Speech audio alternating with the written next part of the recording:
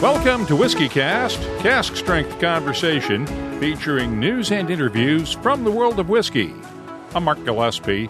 This is episode number 951 for May 23rd, 2022. Coming up in a few minutes. Obviously, we did a virtual one, but this will be my first one actually on the island, so I'm really looking forward to it. Isla's preparing to welcome the world back for the Fèis. The Islay Festival of Malt and Music returns to normal this year after 2 years of the global pandemic. And it'll be Julieann Fernandez's first Fèis in person as master blender for Bunnahabhain. She's also responsible for Deanston and Tobermory distilleries on the Scottish mainland, and we'll discuss the differences between the three on WhiskyCast In-Depth. That's just ahead, along with the What I'm Tasting This Week department, Your Voice, and on Behind the Label. I haven't said this to anybody yet, but, I could tell he was a little bit nervous. The news is next on this week's WhiskyCast. Hey friends, Gabriel Cardarello with Dewars. Whiskey and Golf, a match made in Scotland. Whether you shot a 72 or a 92, whiskey has its place after every day on the course. Which is why I'm excited to introduce to you your new favorite round after a round, Dewars 19-Year-Old Champions Edition. A special 19-year whiskey finished in first fill rye and new American oak barrels. And now, a message from Robin Redbreast. Ever wondered where Redbreast got its name? Well, let's go back to 1912 and be glad our bird-watching founder didn't spot the bar-tailed godwit that day. Proud sponsor of WhiskyCast. Redbreast. Pass it on. Let's get started with the news. It's brought to you by the Dalmore. We'll begin with an update on our lead story from the last podcast, the break-in last Sunday morning at Glenfarclas Distillery's Visitors Centre. Police Scotland are still looking for 2 suspects in the break-in. They managed to get away with 20 rare bottles of Glenfarclas single malt, including a 60-year-old bottle and several bottles from the Family Casks series, valued at more than £100,000. Distillery manager Callum Fraser says the suspects were wearing masks and hoods and managed to get in and out in less than 4 minutes. We're all just a bit disappointed, a bit numb by it, but we'll get through it, and we'll hopefully these people will get caught. And we would just ask that MD sees any Glenfarclas family casks coming up for sale at auction or 60-year-old bottles. They give the police a shout or give us a shout because they've got recognisable numbers on them, so we can trace them pretty much. And people don't want to be buying stolen goods. Has there been any progress at all in figuring out who did this? No, there's been a lot of appeals to see if there's anybody saw people on the local roads, because for it happening at that time in the morning, there's not a lot of vehicles on the road, so we're appealing for witnesses that might have saw cars or vans. Was anybody working at the distillery at the time, or were you shut down for the weekend? No, we were shut down for the weekend. So they timed this pretty well, perfectly. Yep. What did they get away with? We know it was a bottle of 60-year-old and a few of the family casks, but what did they get away with? Well, for security and police reasons, we're not allowed to tell you exactly what they got away with. But they got away with the whiskey dating from 1954 through to 1975. And yes, there was a bottle of 60-year-old in there as well. What kind of changes are you making at the visitor center to make sure this doesn't happen again? Well, we've had a full audit done by the police, and we're putting in some of their recommendations. We were pretty well covered anyway. We had CCTV and alarms and things, but these people were very professional at what they'd done. They were in here in 4 minutes between interfering with the CCTV and going out the door while they're stolen goods. They were 4 minutes. So, we've had Police Scotland out. We've done a survey, and we're reacting to some points in that. If you have information that could help crack the case, contact the distillery or Police Scotland. Macaloney's Caledonian Distillery in Victoria, British Columbia is no more. Oh, the distillery is still there, but it's being rebranded as part of a settlement in a lawsuit filed last year by the Scotch Whisky Association. The SWA objected to Scottish expat Graham McAloney using words like Caledonian and Glenloy on his whiskies. Under the settlement, McAloney will be allowed to sell off the remaining stocks of bottled whiskeys and will have to come up with new names for his future releases. The distillery is also being renamed. It'll now be known as McAloney's Island Distillery. In other news, Saturday was World Whiskey Day, and for the last 5 years, that's meant the arrival of a new Redbreast Dream Cask release. This weekend was no exception. The 2022 Dream Cask is actually a double cask edition, unlike the last 3 releases that saw casks blended together and recast for a period of time. Irish Distillers blender Dave McCabe explains. What we've done is we've actually picked 2 casks, one from 1991 laid down and one laid down in 1990. And we marry them just at the point of bottling. So while it's called Redbreast Dream Cask, it's actually in fact a double cask edition. So we didn't marry them and recast them in advance. We thought where they've reached so far in flavour, given the amount of time they've been in these casks, we felt these are both at their respective optimums in flavour, and that to marry them and let them sit on longer, we thought wasn't necessary. We thought they'd reached their optimum, so let's just marry them and bottle it straight away. So what we did was we took a first fill sherry cask, which was filled back in 1990, the 16th of May. So that's actually 31 years of age. And then we took a bourbon cask, which was filled back in 1991, in the 12th of November, which was 30. So marrying them together, we now have a 30-year-old double cask edition release.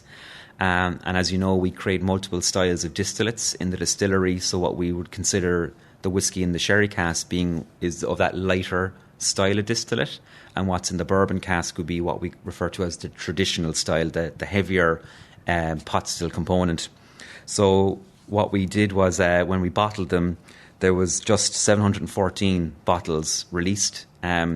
People might think we would have got more by adding 2 barrels together, but the fact that they're so old and we didn't recast them, what was left in them only evolved out or reached 714 bottles.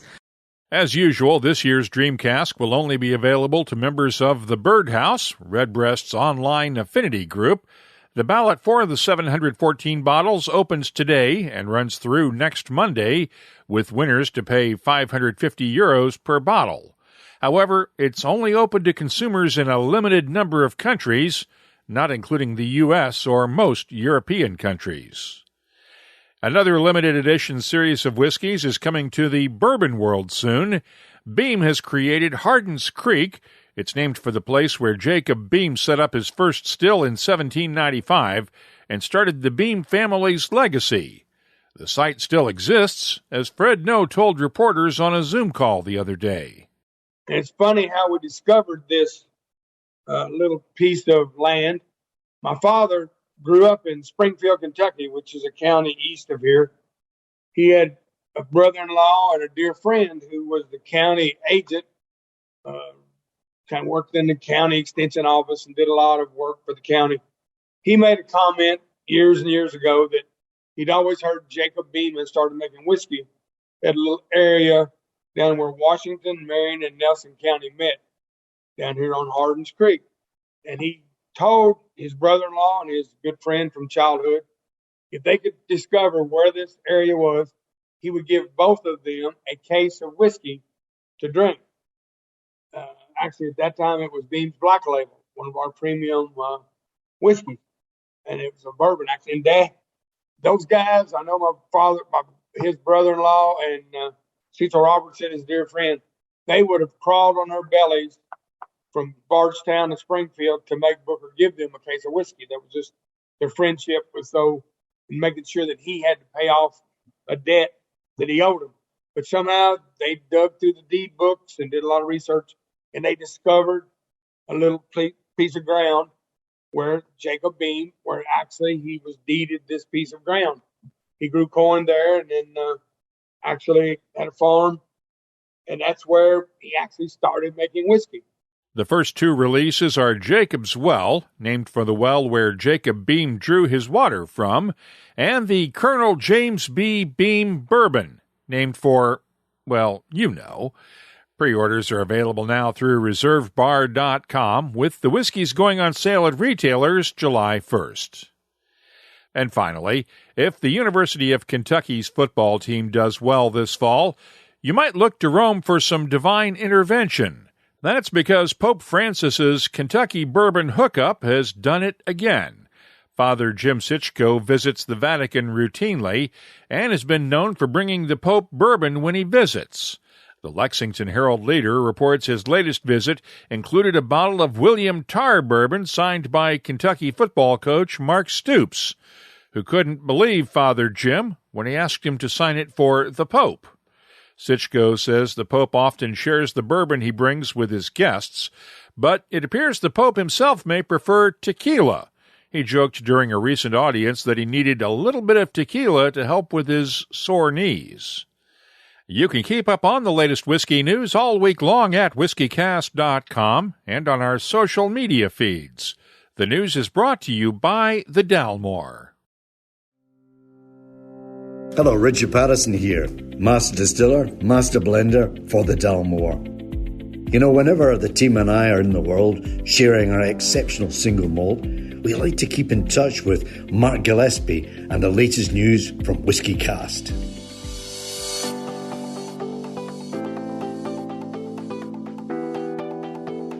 Time now for the calendar of events brought to you by Catoctin Creek Distilling. McTeers has 2 whiskey auctions this Friday. In addition to the regular monthly auction, there's a second auction of rare Scotch Malt Whisky Society bottles that same day in Glasgow, Scotland. Of course, the Islay Festival of Malt and Music gets underway on Friday and runs through June 4th on Islay. The Trondheim Whiskey Festival is this Saturday in Trondheim, Norway, and tickets are still available for Big Smoke Meets Whiskey Fest Saturday in Hollywood, Florida. The Mashup Beer and Whiskey Festival is June 3rd through the 5th in Edinburgh, Scotland. Whiskey Live Dublin is June 10th and 11th. And the Kentucky Bourbon Festival's inaugural Bourbon Capital Barbecue Challenge and Distillery Invitational is June 11th and 12th in Bardstown, Kentucky. Finally, Whiskey Live Brisbane is June 17th and 18th in Brisbane, Australia. If you're organizing a whiskey festival, tasting, or any other whiskey-related event, let us know about it. We'll add it to the searchable calendar at WhiskyCast.com. It's brought to you by Catoctin Creek Distilling, makers of the Virginia Rye Whiskey. You'll find their Roundstone Rye at fine whiskey shops in 26 U.S. states, 3 continents, and online. Visit the new BuyVirginiaRye.com site for more details, and please drink responsibly. And now, a message from Robin Redbreast. Small batch. How would you describe it? It's like an Irishman's understanding of baseball. Extremely limited. Proud sponsor of WhiskyCast. Redbreast. Pass it on. WhiskyCast In-Depth is brought to you by Mortlock and the Classic Malts lineup. Islay is welcoming visitors back for the annual Islay Festival of Malt and Music this year after 2 years of dealing with the pandemic. The last time the festival was held in person, Julieann Fernandez had not yet been named Master Blender at Distell. She now is responsible for creating the single malts from Islay's Bunnahabhain Distillery, along with Tobermory and Deanston Distilleries and the Black Bottle Blend. Julieann joined me on a Zoom call the other day for a chat. So this is going to be your first Fèis since you took the job where you get to actually be on the island, right? Yeah, So the last Fèis that I did, I hadn't been promoted to Master Blender yet. And then we did a virtual one, but this will be my first one actually on the island. So I'm really looking forward to it. What have you created for this year's Fèis? We have some absolutely phenomenal releases coming out this year. So we've got a non-age statement, Abna Arig. I've probably murdered that, and my lovely colleagues that live on Islay will probably tell me it's not how you pronounce it. But basically what we've done with that one, was its PX octaves, which are really the heart of it. So when we had a look at the PX octaves, we just felt that they'd actually imparted far too much flavour into the whiskey, and it's almost kind of masked some of the wonderful flavours of Bunnahabhain. So we kind of pulled it back a little bit, and we've blended it with a range of other casks that are more traditional to Bunnahabhain and really showcased Bunnahabhain's flavours. So we've got that one coming out. We've also, our peated one this year is one that I absolutely love. It's a Ammonia that's been finished in Tokai casks. So I guess the kind of inspiration behind that was that, one, it's a sweet wine, and I think that our peated spirit from Bunnahabhain goes phenomenally with the sweet wines and with sweeter casks. And we often refer to Bunnahabhain as the kind of jewel in our crown. We've obviously got fantastic brands, but Bunnahabhain is kind of up there, and it's the one that people talk about. And Tokai is a drink that a lot of royalty used to drink and gift to each other. So I just thought there was a nice connection between Tokai and Bunnahabhain and how we describe it.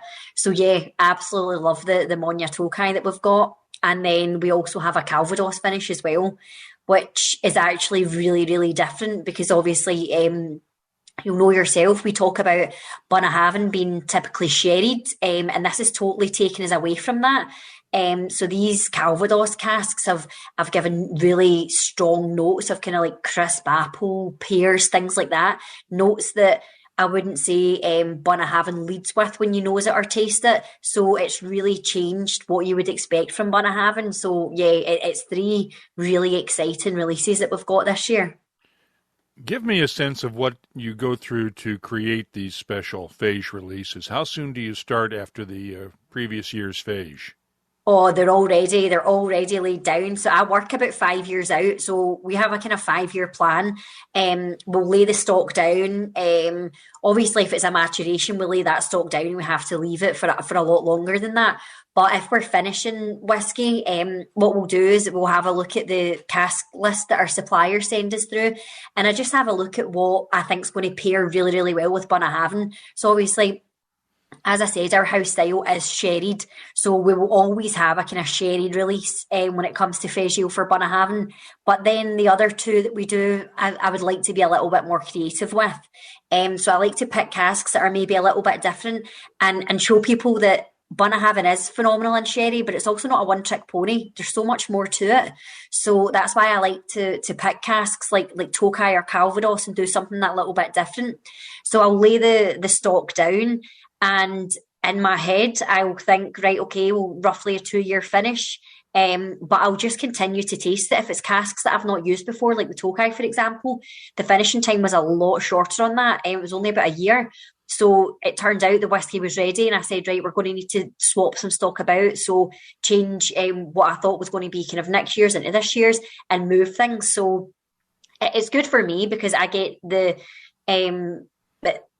to be very creative, and I get to let the whiskey rest and just take its time. You obviously absolutely can't rush perfection, so I like to just let the whiskey tell me when it's ready. But it's much more difficult for my wonderful colleagues in marketing and NPD when I all of a sudden say, oh, I know you've been working on that for the launch, but actually I'm swapping the liquids because this one's ready now. But that's just the joys of working with whiskey. That's the fun part, is telling the NPD guys and the marketing folks, oh, you get to change all those plans you had for this year, right? Yep, absolutely. I'm sure they get quite frustrated with me when they've obviously got their plans set out and they're getting labels printed and pack designs, and then I say, yeah, hold off on that. That's next year's. We're going to bring this one in, and then they're rushing to try and get it all done in time. But we always seem to kind of pull it out of the bag, and it all comes together. So it's absolutely worth it. I often talk with the blenders about driving the distillery managers crazy, requesting samples and pulling things out of the warehouses and stuff, but it's just as much on the marketing side that you get to drive them nuts too, right? Yeah, absolutely. So, the distillery managers, to be fair, they're fantastic. They're always so supportive. And what we try and do is include them in it. So we'll go over to the distillery and we'll walk around the warehouse with them. We'll sample the casks. We'll let them taste it as well. Because I do feel, especially we've got Andrew Brown over at Bunnahabhain, who's been there 32 or 33 years now. So he's obviously been there for this product being distilled and all the way through. So I like to include him as well. So absolutely, I managed to annoy distillery managers, marketing, NPD, our Poor Visitor Centre, our manager who's trying to put the comms out for the master classes and what we've got going on, and then all of a sudden I'm changing liquid. So yeah, we rub a few people up the wrong way, but it's good. Just making friends right and left, huh? Yeah, exactly. How do you balance when you're doing these cask finishes? How do you balance the cask finish and the character it brings with keeping the distillery character alive in the whiskey? Because that's got to be an incredible juggling act.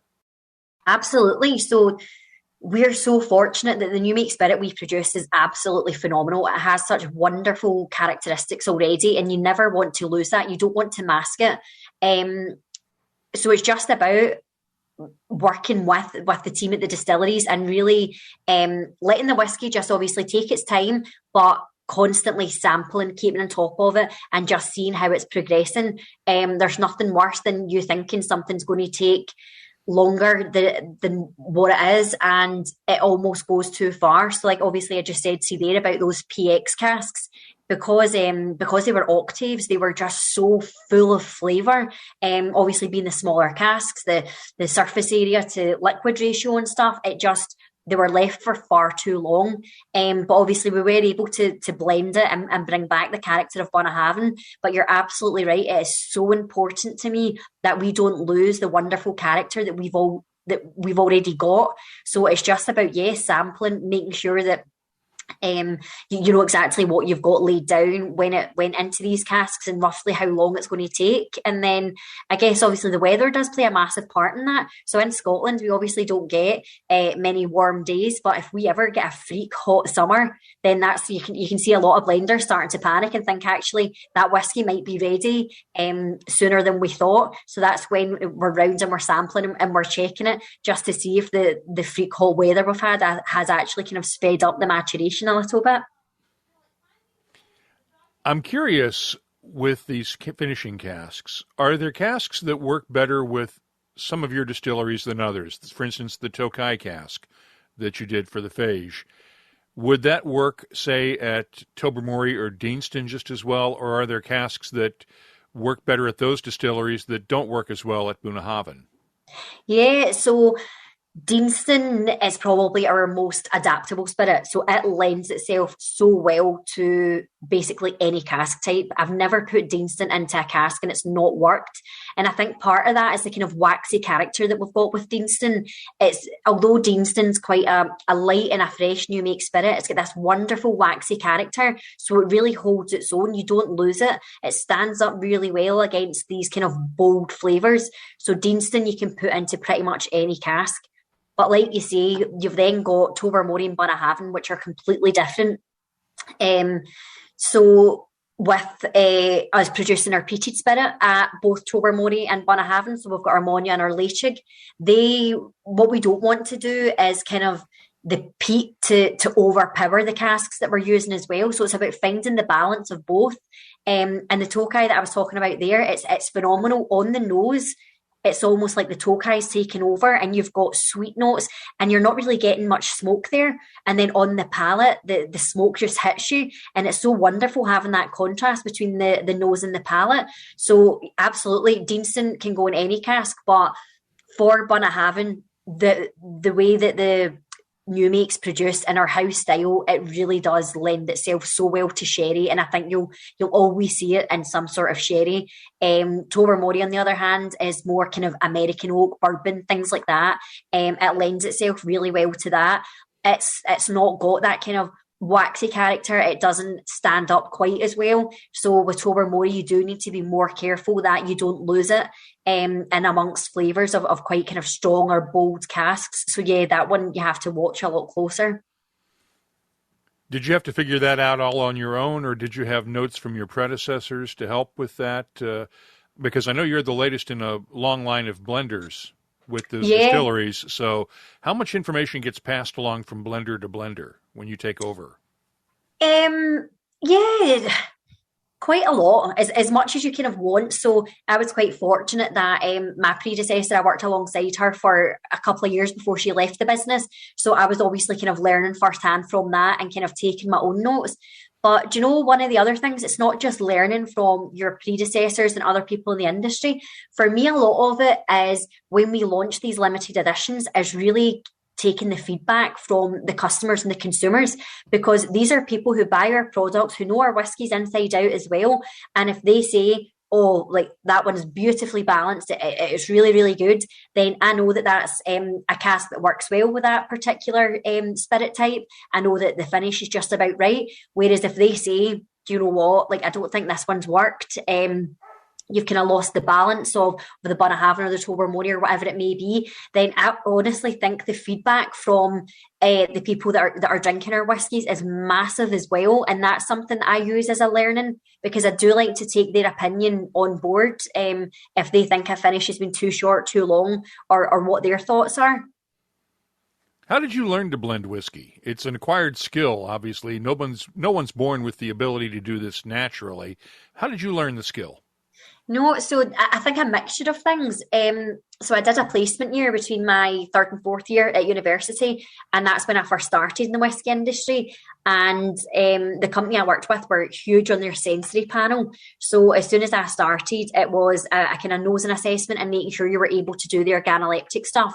So like that, I think obviously it was a kind of straightforward, odd one out kind of triangle test. And I think once they realise that you've got a good nose, it's about then training your nose to kind of know what you're looking for. So that's one of the kind of main things. And what I rely on quite a lot for that is the Scotch Whisky Research Institute, their flavour wheel. So I think that's a fantastic way of being able to identify flavours. Sometimes when you're nosing whiskey, you think, I know what that is, but I can't quite kind of put my finger on it.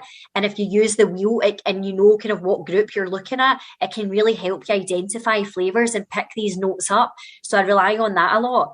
And then my background, so it was forensics that I studied at university. So I did a lot of analytical chemistry. And I think I suppose I applied that, the kind of analytical, methodical side of things, to really making up blends and the kind of scientific side. So it's a combination of both, I suppose.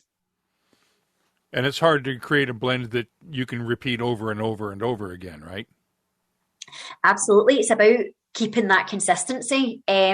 So it's about knowing your inventory, knowing what you have, make sure you've got the inventory to support it. And then if you don't, knowing what other malts have similar characters. So it's about grouping your malts, grouping your grains, really knowing the character of what you're working with, so that you can try and replicate it. And for me, it's just about nosing and tasting. Absolutely everything that I do, I nose it and I taste it, because I'm so big on that. I think you need both the nose and the palate to make sure that your character is consistent.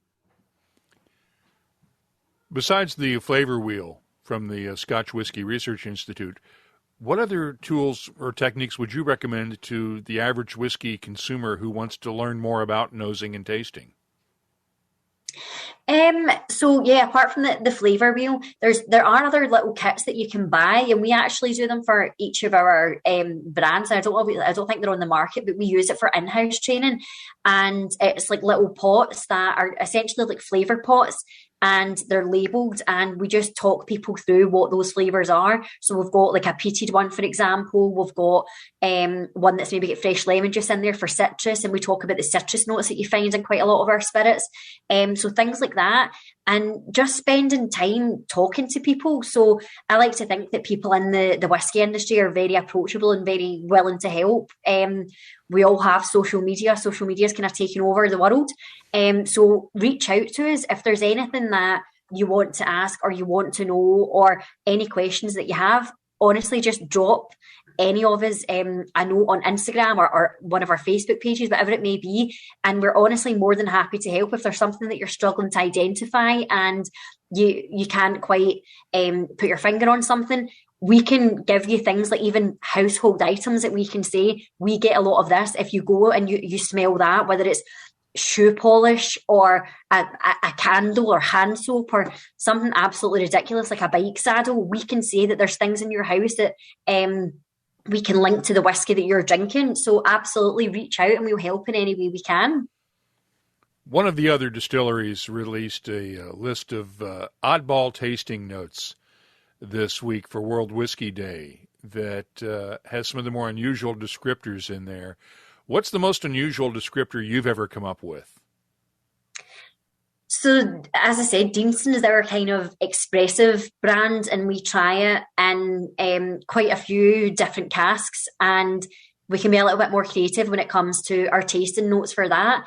And I suppose one of the ones that I had, it was almost like Parmesan cheese that was almost like grated over baby sick, which sounds absolutely horrific, and it sounds like a note that you wouldn't want, but it was almost reminiscent of I suppose like beer making at a certain stage of the process. You can almost get kind of notes like that, and that's where I was trying to go with it. It was a stout cask, and I was trying to explain that I was getting some of the, not the end product of the stout, but maybe somewhere through the process, and that's what I was getting. It was almost like Parmesan cheese and baby sick, and it wasn't kind of, because some people say is it not butyric, but it wasn't butyric I was getting. It was like actual feet.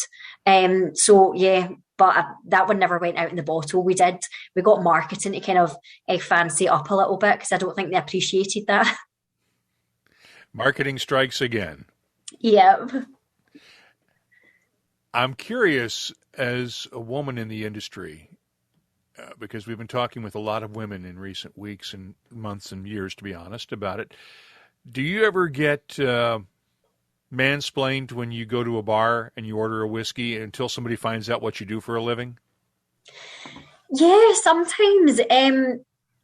So I think there's still this kind of snobbery where whiskey should only be enjoyed a certain way, usually neat. So if I go to a bar and I ask for like a whiskey and lemonade or whatever I feel like, and they say, oh, you can't put lemonade in that, and I'll say, no, I can, that's how I want to drink it, so just put the lemonade in it. And they start saying, like, that's not how you drink a proper whiskey, and that's a waste. If you're going to put lemonade in it, then drink a cheap blend or something like that. And I kind of let it go on for so long, and then eventually I say, actually, that's completely wrong. You can drink whiskey however you enjoy it. So yeah, sometimes people can be a little bit condescending, but I think it's just about kind of educating people and breaking down these barriers and making people more aware that whiskey is a drink that anyone can enjoy in any way, shape or form, whether it's neat on ice, in a cocktail, however they want to drink it. And what do they say when you hand them your business card and tell them what you do for a living? Yeah, people are definitely shocked. So I don't know if it's a female thing or the age thing. So obviously being quite young as well, I think people think, well, like what would she know? But yeah, and sometimes it's hard to bite your tongue and not say, well, more than you actually. So you do sometimes feel like you have to almost justify yourself and justify your position. I mean, I wasn't just given the position of master blender. I applied along with plenty of other people from other companies and other parts of the industry and whatever. And I was the one that was successful, and that wasn't because I was shown favoritism or anything like that. I obviously went to the interview and I performed and I was given it, and it was a fair opportunity for everybody. So I think sometimes I feel like I need to remind people of that I've not just kind of landed this job out of nowhere and came in without any knowledge and experience, because I absolutely do have the knowledge and experience. I think people would be surprised if they realized just how many women are making whiskey around the Scotch whisky industry these days. Yeah, there's so many people in senior positions now and in whiskey making positions, and it's absolutely fabulous to see. It's definitely changing and evolving, and yeah, I think it's wonderful. I have to ask, have you ever thought about spending some time doing the grunt work at the distillery just for fun, just to get that part of the process, or have you already done that? Yeah, so initially when I kind of started my whiskey journey after I graduated university, I worked in a grain distillery, so right in the middle of Glasgow. So I learned all about grain distilling. And because obviously grain distilleries tend to work 24/7, they had to close down for longer periods in the summer for maintenance work. So while the distilleries closed down, I used to go up north to our malt distilleries and do a lot of the malt distilleries on the malt whisky trail. And up there, one of the distilleries actually has like the kind of, they call it the training distillery, because it's everything in it is manual. So it's learning the process start to finish, but doing it manually. So not doing it with the computers that we all have nowadays. So yeah, I've spent quite a lot of time in grain and malt distilleries, really learning the process and getting to know it inside out. And then when I transferred over to distill, it's wonderful teams we have at each of our distilleries. So I'm very fortunate that Deanston Distillery is only an hour away from me, so I go up there quite often and I spend a lot of time with the team up there, and we go through things. So any projects that they've got on, I'm very fortunate that I can be part of that. Tobermory, we just replaced the mash tun, for example, and I'm able to go over when I want and be part of that. So yeah, it's really nice being able to spend time at the distilleries as well, and it helps me because obviously I'm nosing the new make spirit that's being produced at these distilleries, and when there's an off note, I like to be able to speak to the team and help them identify where in the process it's come from and maybe what we can do to rectify it. So I do think you really need to understand the process start to finish to be able to be a good blender. Last question. Do you have a special blend that you create just for yourself for home? Well, do you know, I actually really like mixing all of our whiskies together. So we had a gentleman that was leaving the business after being with us for a long time, and we wanted to make a kind of special gift. So they says, Julieann, could you pull like a really nice blend together? So because obviously he oversaw quite a lot of our distilleries, I blended Deanston, Tobermory, and Bunnahabhain together, and because they all have such unique characters and different styles, bringing them together was honestly phenomenal. So yeah, there's the odd time that if I'm wanting to do something special or just feel like cheering myself up, I make a nice blend of the three different malts, and it's wonderful. I love it because obviously it's not something that we can do and kind of put out in the market as a blend of just the three. So yeah, I like to do that. Thanks to Julieann Fernandez of Distell for joining us on this week's WhiskyCast In-Depth. It's brought to you by Mortlach, whiskey's best-kept secret.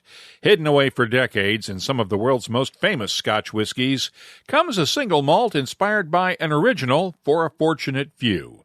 Discover the entire Mortlach lineup at malts.com.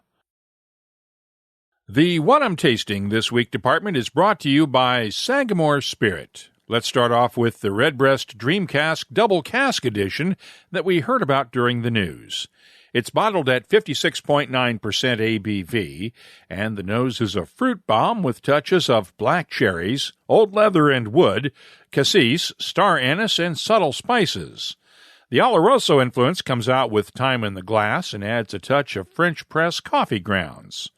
The taste? Well, the fruitiness explodes on the palate, followed by a burst of spices, but the spices fade to leave behind a luscious combination of black cherries, dark berries, licorice, eucalyptus, subtle hints of oak tannins, and roasted almonds. Adding some water amps up the fruitiness with plums and raisins, along with a hint of creme brulee. The finish is long and fruity, with subtle hints of spice and oak tannins.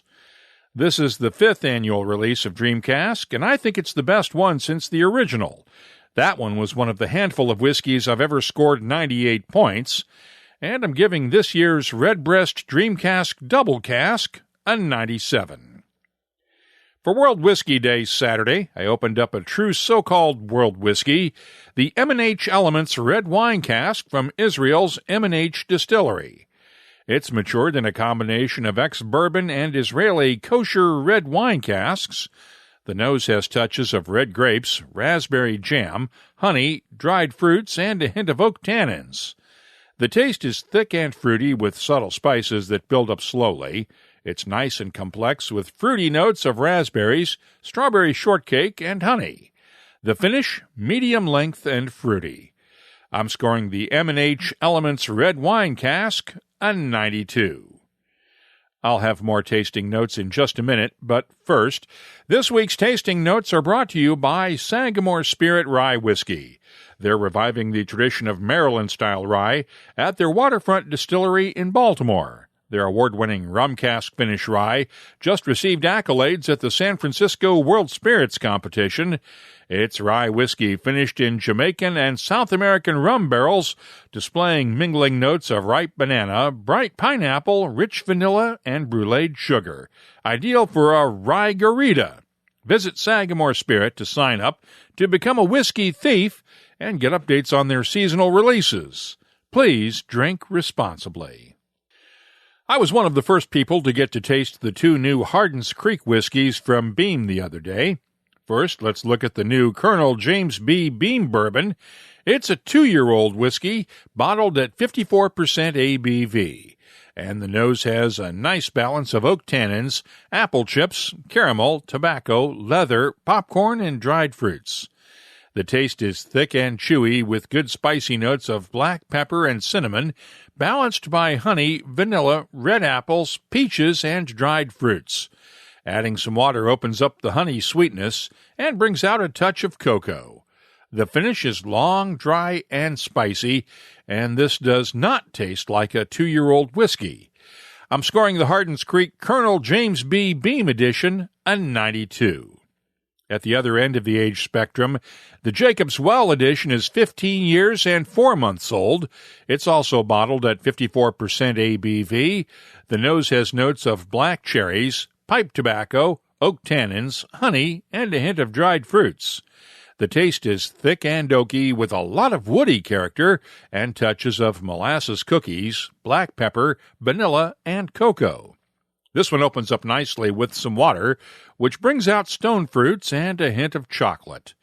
The finish is long and oaky with lingering spices and an underlying sweetness. I'm scoring the Hardin's Creek Jacob's Well Bourbon a 93. The What I'm Tasting This Week department is brought to you by Sagamore Spirit. I'll be adding these tasting notes to our searchable list of more than 3,300 different whiskeys from all over the world. Check it out this week at WhiskyCast.com. Dewar's Champions Edition 19-year was produced in partnership with the USGA by Master Blender Stephanie McLeod for the 122nd U.S. Open to commemorate the site at Brookline where American Francis Ouimet won the legendary 19th U.S. Open in 1913, sparking a golf boom in the United States. Prior to bottling, this limited edition 19-year whiskey goes through Dewar's time-honored double-aging process and then takes things up a notch by being finished in new American oak barrels and first-fill rye casks. The result? Well, a Scotch whiskey that is as rich and complex as the great game of golf. Dewar's 19 years about celebrating those days on the links, bonding with friends and family, forging new friendships, and hopefully keeping on the short stuff and out of the cabbage. This whiskey honors the U.S. Open's mantra of from many, one. From many barrels, one truly championship whiskey. Just a reminder, if you're in a whiskey club, nominate your club to be our Whiskey Club of the Month. You could win 24 WhiskyCast Glencairn glasses to use at your club's tastings. Just use the contact form at whiskycast.com and tell us a bit about your club. If your club has a website or is active on social media, we'll also be glad to add a link on the Whiskey Clubs page at whiskycast.com so like-minded whiskey lovers can find you. Let's open up the inbox now for your voice. At O'Hara Theorem tweeted this on Sunday after the Spanish Grand Prix F1 race. WhiskyCast, this will be right up your alley. F1 driver Valtteri Bottas now sponsored by WhistlePig. Complete with a screenshot of Bottas being interviewed after the race with WhistlePig logos on the neck of his firesuit undershirt. But it's not just Bottas. WhistlePig is an associate sponsor for the entire team, with logos on both drivers and the cars. On a similar note, we got word this week that golf legend Nick Faldo has signed a partnership deal with Duncan Taylor & Company. They'll collaborate on a special series of Black Bull whiskeys. And Heaven Hill's Elijah Craig Bourbon has expanded its PGA Tour roster this week. Taylor Gooch is the second golfer this year to get sponsorship from Elijah Craig, along with Max Homa. Last week's episode with Lexi Phillips of Jack Daniels included a photo on our website of Lexi standing in front of one of the stills with a sign that read 61,714 WG. That prompted Bill Ricker to ask on Facebook, is 61,714.3 WG referring to water gauge pressure? And if so, I hope it's in millimeters and not something longer. I checked with the Jack Daniels team. It refers to the capacity of the still in wine gallons, essentially the equivalent of water gallons. That's as opposed to proof gallons, which is a specific measurement at 100 proof, or 50% ABV. And Russell posted this comment on the latest Happy Hour live webcast with Angus McRailed on our YouTube channel. Great podcast, great interview. Those are the kind of relaxed whiskey conversations I can easily unwind to. Especially interesting to hear of the challenges facing new independent bottlers and those facing brand new distilleries in their formative years. Many thanks to you both for the broadcast. The hour went by in a jiffy. Cheers. Thanks, Russell. Glad you enjoyed it. If you have a comment, a suggestion, or anything else you'd like to share with whiskey lovers around the world, you can always find us on social media. Look for WhiskyCast on Twitter, Facebook, and Instagram, or you can email me. The address is comments@whiskycast.com. Your Voice is presented by Scarabus, the Islay single malt from Hunter Lang & Company that celebrates all of Islay's natural gifts in one bottle. Only those who seek shall find Scarabus. Start your search at hunterlang.com. Let's close out the show now with Behind the Label, our look at the history, science, and people who make whiskey unique. It's brought to you by Writer's Tears. We heard earlier during the news from Beam's Fred No, and last time around, we reported on his son Freddie's promotion to Master Distiller at Beam alongside his father. Together, they're the 7th and 8th generations of Beam family distillers since Jacob Beam made his first batch of whiskey along Hardin's Creek in 1795. Now, it doesn't take a lot of brain power to figure out that this promotion would come sooner or later, but keep in mind that Fred did not get the title of Master Distiller until after his father, the legendary Booker No, had passed away. And during an occasionally glitchy Zoom call to unveil the Hardin's Creek whiskeys the other day, I asked Freddie what he was thinking as his father made the announcement. I haven't said this to anybody yet, but, I could tell he was a little bit nervous kind of going up into the week. He was rehearsing his lines quite a bit, and typically he's known for just kind of going up there and winging it. So I knew something was going on. And then as he started talking about kind of my contribution, and it was a proud honor to him, I started to understand why, he maybe been a little bit irritable, a little bit nervous, because he was starting to break down and get a little emotional. But I was just trying to enjoy the moment because, I told a couple of people as Granddaddy passed, I heard him say he wished he got a chance to work alongside my granddad, right? My dad had said that. And so it just, as a kid, knowing that there's an opportunity to do that, I thought if I'm going to do that, it'd be really cool if I could work alongside my dad. And I said to him, it's one reason why I work really hard is I wanted to be able to share that moment with you.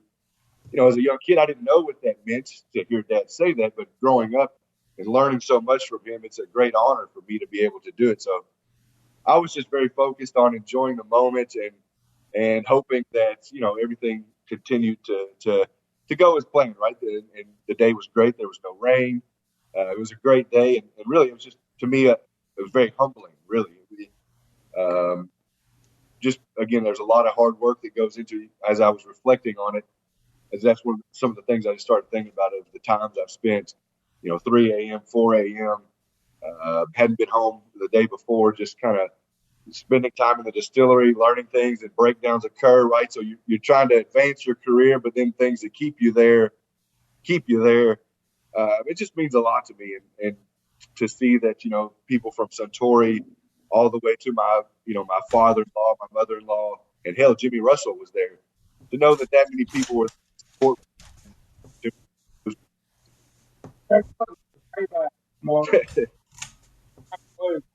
You know it's coming. I don't think.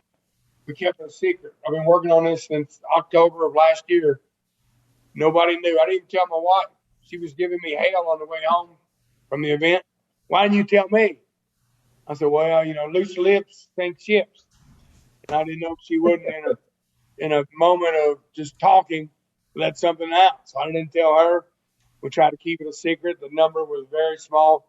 10 days before we thought the cat had gotten out of the bag, I started throwing a fit, and some of our executive leaders went on damage control real quickly because they wanted to be a surprise too. Because, Freddie surprised me with the naming of the FBN. I really had no idea.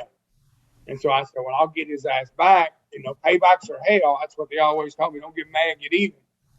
You'll recall that last year they named the new craft distillery at the Jim Beam campus in Claremont, Kentucky for Fred. That's the FBN Fred was referring to.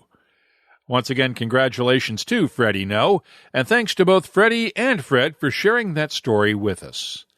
If you have something you'd like us to look at on an upcoming episode, just use the contact form at whiskycast.com to get in touch with us. Behind the Label is brought to you by Writer's Tears.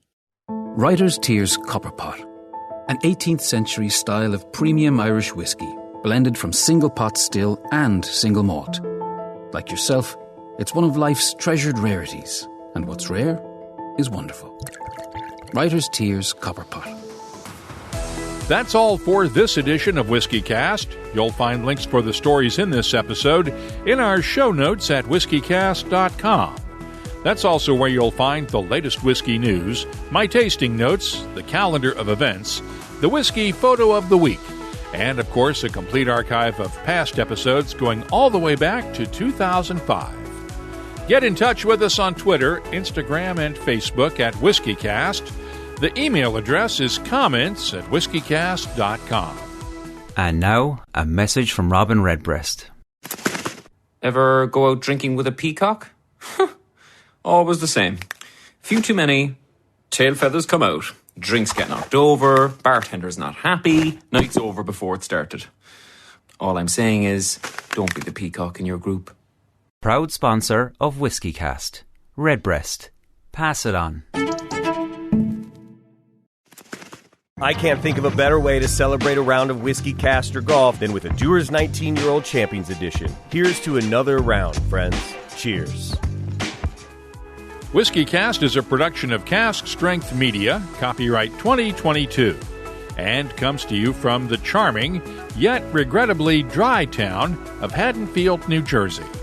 I'm Mark Gillespie, reminding you that when you drink, please drink responsibly. Thanks for listening.